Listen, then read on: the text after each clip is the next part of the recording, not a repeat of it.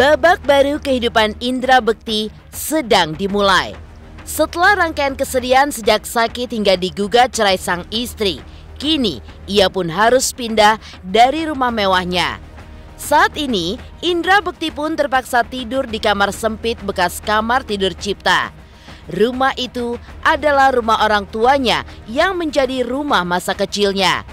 Dari rumah sederhana itulah, Bekti pun membangun karir sebagai seorang artis hingga ia pun meniti puncak kejayaan. Perceraian Indra Bekti dengan Aldila Jelita bahkan belum mulai disidangkan. Tapi keterpurukan pun sudah sangat nyata di depan mata artis kelahiran tahun 1977 itu. Memang perpisahannya dengan wanita yang sudah 12 tahun dinikahinya itu adalah sebuah kesepakatan bersama. Dan tidak bisa dipungkiri, Indra Bekti pun mengakui jika dirinya menangis saat mengetahui Aldila Jelita memutuskan akan menggugat cerai dirinya. Dan kesedihan pun tetap tidak bisa ditepis, apalagi saat ini Bekti pun teringat anak-anaknya. Apalagi sejak muncul kabar gugatan cerai Aldila, Bekti pun belum pernah bertemu dengan dua buah hatinya. Lantas bagaimana pakar ekspresi menganalisa gestur tubuhnya serta mimik wajah Indra Bekti saat secara eksklusif mencurahkan isi hatinya? Lantas bagaimanakah pakar ekspresi menganalisa gestur tubuh serta mimik wajah Indra Bekti saat secara eksklusif mencurahkan isi hatinya? Pemirsa, bersama Intens Investigasi, kami hadirkan kabar terkini, terpercaya, dan teraktual. Tetapi sebelumnya, jangan lupa untuk like, subscribe, dan juga share channel YouTube ini.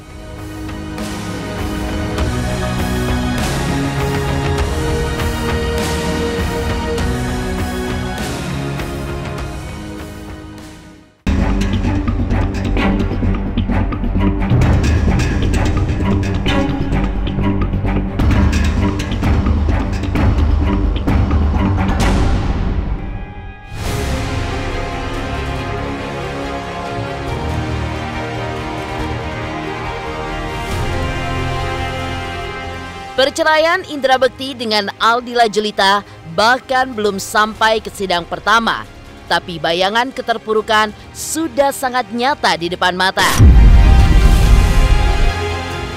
Sejak sakit, kemudian menjalani operasi berat, Bekti pun seperti meniti jalan menurun yang sangat menyakitkan.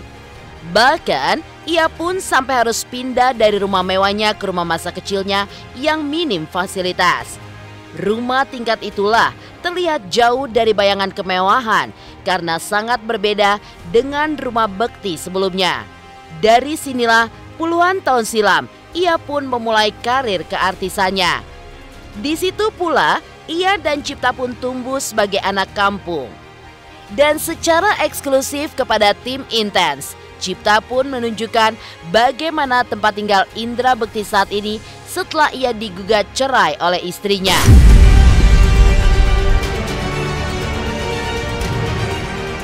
Ya, selamat datang di rumah kecilnya Bang Indra. Dari kecil kita gede sama-sama di sini. Ya, ini rumahnya alhamdulillah waktu Bang Indra sudah semakin berhasil, dia ingin membahagiakan orang tuanya gitu ya. Rumah ini tuh direnovasi gitu ya, sehingga seperti sekarang. Nah, kalau ini nih dulu tempat mainnya kita tuh di jalanan ini justru malah main bola, main bulu tangkis gitu. Nah, ini nih kalau mungkin bisa kelihatan, ini tuh ada got dan ini tuh bisa nembus ke gang sebelah gitu ya. Nah, ini kita dulu suka main adventurean gitu.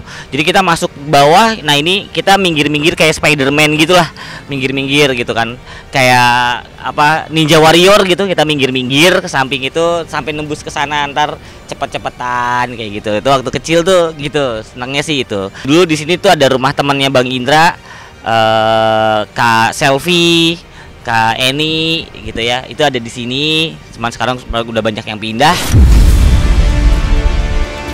Kembali ke rumah masa kecil memang menjadi rangkaian kisah pilu Indra Bekti. Lihat saja rentetan peristiwa.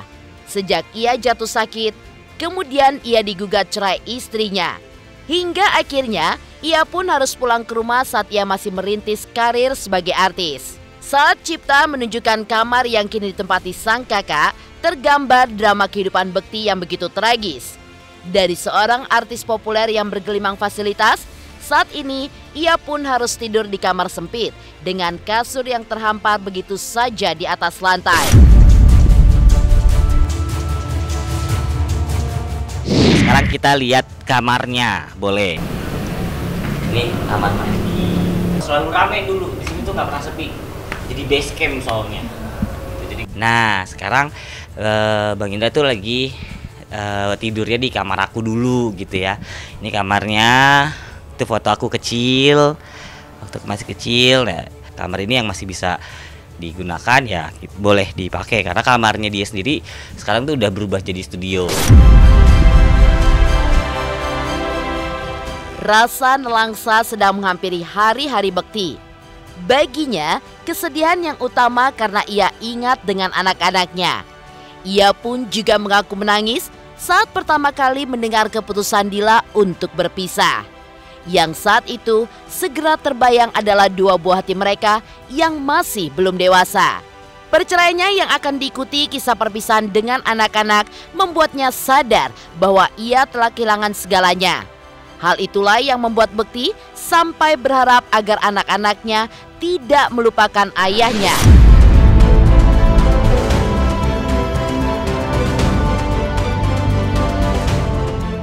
Ya sedih banget pada saat itu, aku selalu nangis tiap malam untuk Daphne sama Abel ya. Untuk Daphne, Abel, doain mereka selalu. Semoga mereka ingat terus sama ayahnya. Yang berarti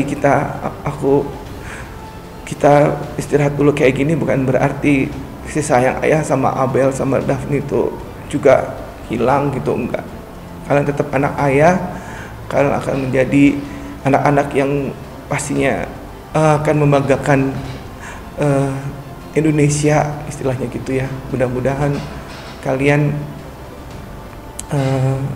ingat ayahnya, mau berbakti juga terus sama ayahnya walaupun kamu tinggal sama bundanya gitu ya. Pastinya sedih ya gitu, karena kenapa ini mesti terjadi gitu di keluarga kita gitu. Kasihan kah sama anak-anak kah gitu ya. Kalau dibilang kasihan sama anak-anak, aku kasihan ya. Mereka harus, mungkin mereka nggak akan pernah kehilangan kasih sayang aku sih. Sampai akhir hayat aku akan terus, anak-anak aku urusin, aku sayangin. Tetap mensupport mereka mendapatkan keputusan terbaik, bukan hanya untuk mereka berdua ya, tapi mereka berempat, karena kan ada 2 anak juga. Tapi again, aku sih mengajak semua yang sayang sama Bekti, sama Dila juga, dia jangan terus komen-komen yang ibaratnya menyudutkan, karena kan orang juga kalau misalnya suami istri kalau lagi menghadapi tantangan seperti itu kan sedih pasti gitu. Kadang-kadang kebaca komen tuh gitu yang orang-orang berasumsi tambah sedih gitu. Perceraian Indra Bekti dengan Aldila Jelita sudah memasuki fase baru setelah semua berkas masuk ke Pengadilan Agama Jakarta Selatan. Sedih memang, tapi Indra Bekti pun juga merasa tidak ingin kasus ini berlarut-larut, sehingga ia pun ingin perceraiannya diproses secara cepat tanpa bertele-tele dan juga perdebatan. Bercerai setelah sama-sama membangun rumah tangga hingga 13 tahun memang begitu memilukan. Apalagi masih ditambah kondisi kesehatannya yang tidak menentu pasca operasi besar di kepalanya. Tapi Indra Bekti yakini meskipun menjadi ujian terberat sepanjang hidupnya, ia pun mampu untuk melewatinya dengan baik. Apalagi ada sebuah ungkapan, jika Tuhan tidak akan memberikan ujian, jika orang yang diuji tidak mampu menjalaninya. Kalau bilang terberat sih ya, siapa sih yang mau pisah kayak gini dalam proses pernikahan gitu kan ya. Ya tapi inilah proses yang mungkin Allah kasih buat aku. Ya entah apa maksud dibalik ini semua, tapi yang penting aku pasti diberikan ujian ini, Allah udah tahu bahwa aku sanggup menghadapinya gitu. Karena Allah pasti nggak akan memberikan ujian yang berat kalau kita nggak sanggup menjalaninya. Tapi ya insya Allah sanggup nggak sanggup aku mencoba untuk menyelesaikan masalah ini dengan baik. Jadi ya aku tetap ucapin terima kasih untuk Dila khususnya yang udah rawat aku, rawat anak-anak sampai sekarang ini. Jadi berkas-berkas sudah masuk. Memang pengennya tuh nggak bertele-tele. Mungkin kalau memang mau dipercepat ya percepat aja. Dan kalau memang mau diselesaikannya tanpa perlu ketemu juga itu diperbolehkan ya. Nanti dari lawyer yang akan menyelesaikan. Bercerai setelah 12 tahun menikah memang menjadi peristiwa paling berat bagi Indra Bekti. Kesedihan pun sepertinya bertumpuk-tumpuk karena kondisi kesehatannya yang sedang tidak baik. Tapi benarkah saking sedihnya Bekti pun sampai mimpi putri bungsunya jatuh sakit? Pemirsa Intens Investigasi, jangan lupa untuk like, subscribe, dan juga share channel YouTube ini. Halo pemirsa Intens, apa kabar? Gue Jeffrey Nicole. Jangan lupa saksikan Intens Investigasi 3 kali sehari. Dan jangan lupa buat like, comment, dan subscribe.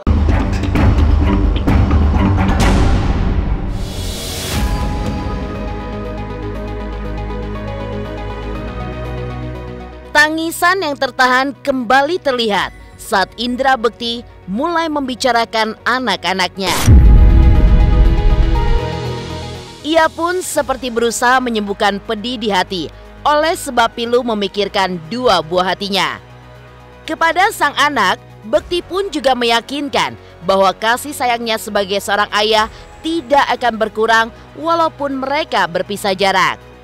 Saking terlalu memikirkan anak-anaknya, Bekti pun sampai bermimpi putri keduanya jatuh sakit.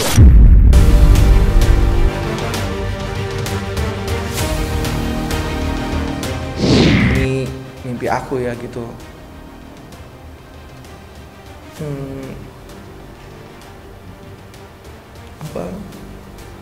Mudah-mudahan ini sih nggak terjadi ya.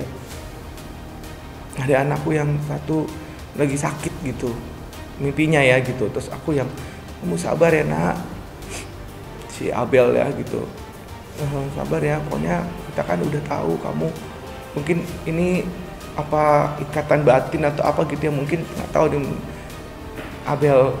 Emang Abel tuh paling kayak perhatian sama aku gitu ya. Daphne nggak kurang-kurangnya perhatian, tapi Abelnya adiknya Daphne ya, yang si kecil ini tuh aku kangen banget sama mereka.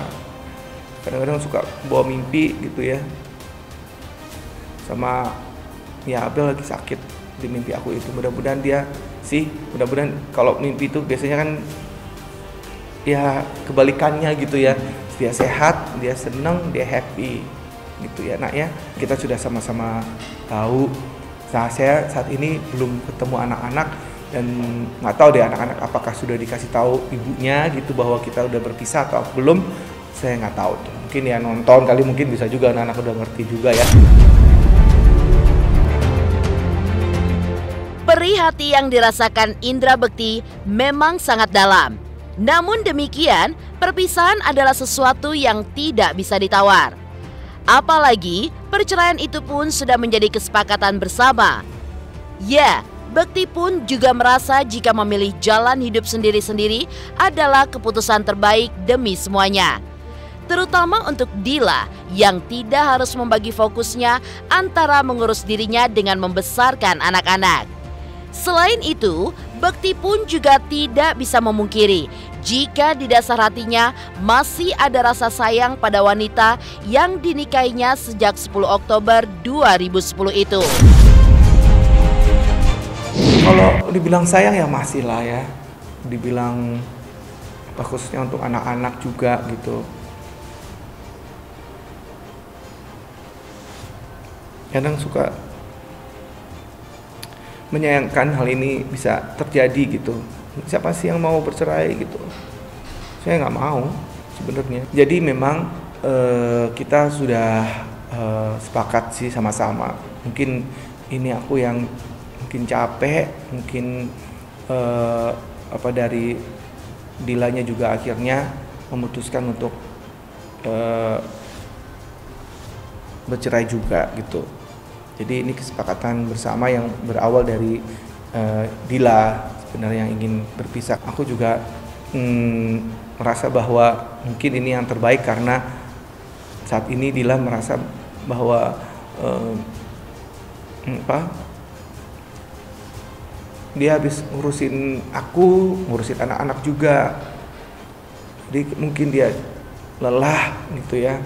Dan mungkin kita harus, biarlah aku konsentrasi dulu, ini sembuhin dulu dengan kesehatan aku gitu. Jadi ya mungkin ini jalan yang terbaik untuk mungkin kita bisa sendiri-sendiri dulu. Biar Dila punya tenaga untuk urus anak-anak.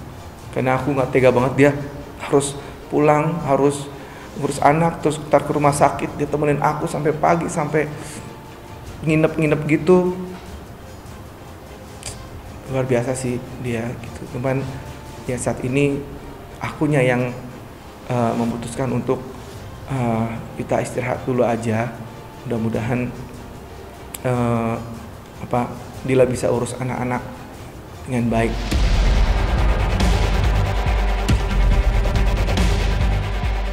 Meski perceraian sudah disepakati bersama, tapi kesedihan pun juga masih terlihat di wajah Indra Bekti. Apalagi ketika ia membicarakan dua buah hatinya yang sampai ke bawah dalam mimpi. Lantas, seperti apakah pakar ekspresi menjelaskan mimik wajah Bekti? Dan benarkah masih ada usaha untuk menutupi kesedihannya yang sangat dalam itu? Pemirsa Intens Investigasi, jangan lupa untuk like, subscribe, dan juga share channel YouTube ini. Hai, aku Krisata. Aku mau mengingatkan pemirsa yang di rumah, jangan lupa ya, saksikan Intens setiap hari Senin sampai hari Sabtu. Sehari tayang 3 kali loh. Dan pokoknya jangan lupa di subscribe, like, comment, and share. Bye-bye.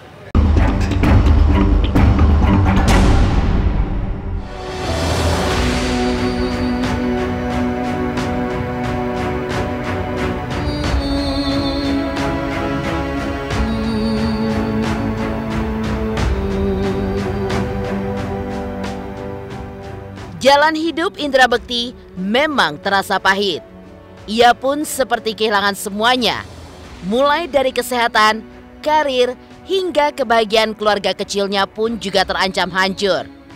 Gugatan cerai Dila di tengah proses penyembuhannya telah membawa Bekti ke titik terendah kesedihannya. Ia pun juga merasa sedang dihadang oleh keterpurukan. Mimik wajah serta gestur tubuhnya jika ditelisik menunjukkan keputusasaan yang begitu dalam. Tapi, menurut pakar pembaca garis tangan dan juga guratan wajah, Indra Bekti sepertinya ingin sekali menutupi kesedihannya. Kalau yang video tadi itu mimik wajahnya, yang pastinya tatapan matanya beliau itu tatapan mata yang kecenderungan ngelihat ke bawah. Itu yang menandakan secara prosesnya ada unsur kesedihan, ketakutan untuk bercerita. Ini seperti ini, beliau lagi melihat ke bawah, tatapan matanya sesekali melihat ke atas.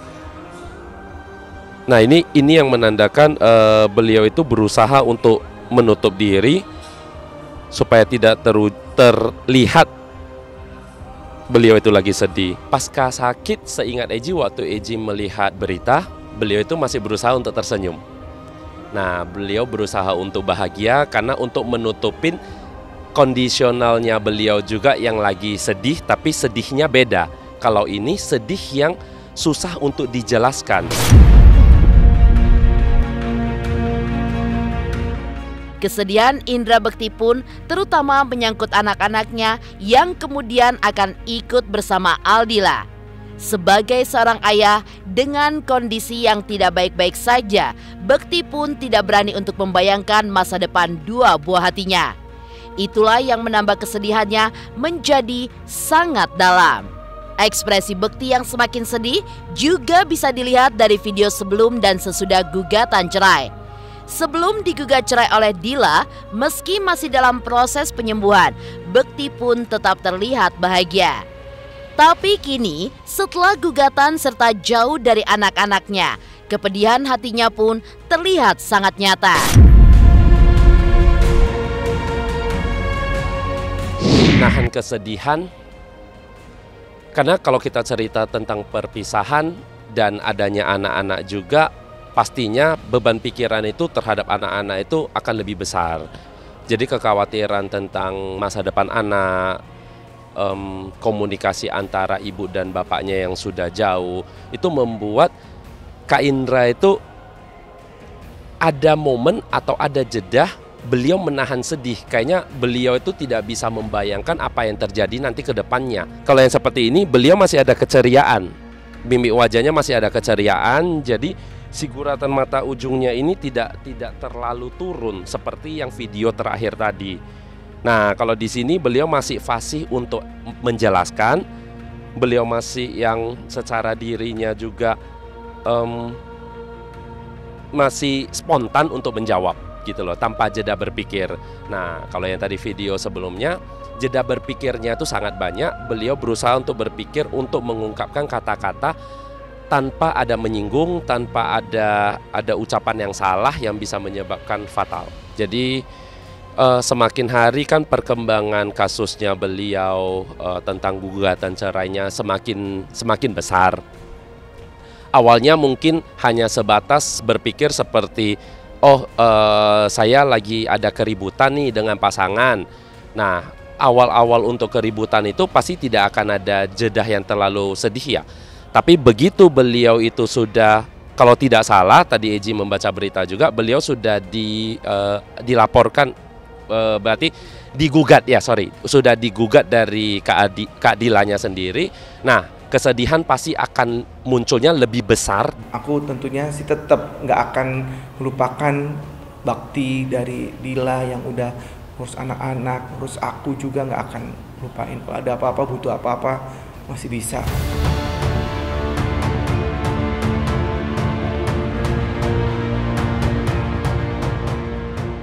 Demikian pemirsa, kabar terkini, terpercaya, dan teraktual yang kami hadirkan hari ini. Saksikan terus Intens Investigasi setiap hari Senin sampai dengan Sabtu, tayang 3 kali sehari, yaitu pada pukul 11 siang, 3 sore, dan 7 malam, hanya di YouTube channel. Dan pastikan jangan lupa untuk like, subscribe, dan juga share channel Intens Investigasi.